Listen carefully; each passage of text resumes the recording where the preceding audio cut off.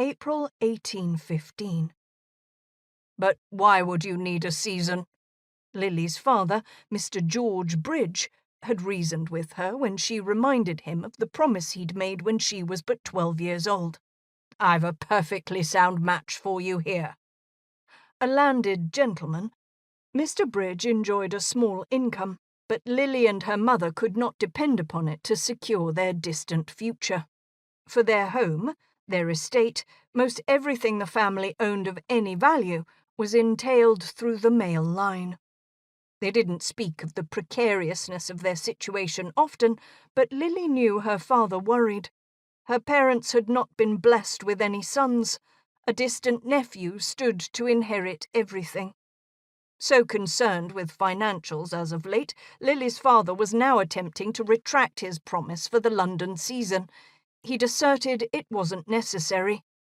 Lilly's sister, Rose, dead for 3 years, had left a grieving husband and a motherless 8-year-old.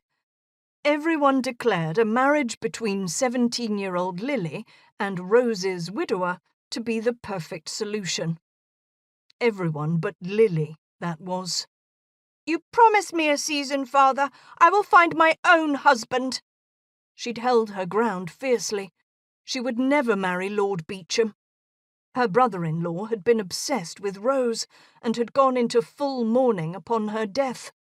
3 years later he continued to wear all black, going so far even as to carry black handkerchiefs. Although he'd always treated her politely, he came across as pompous and somewhat eccentric. Marrying him was incomprehensible. Lilly found the entire suggestion repulsive.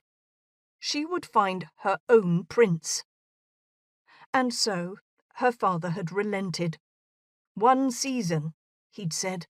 If she failed to land a suitable and well-heeled husband by the end of it, she'd marry the Baron. Lilly was not worried.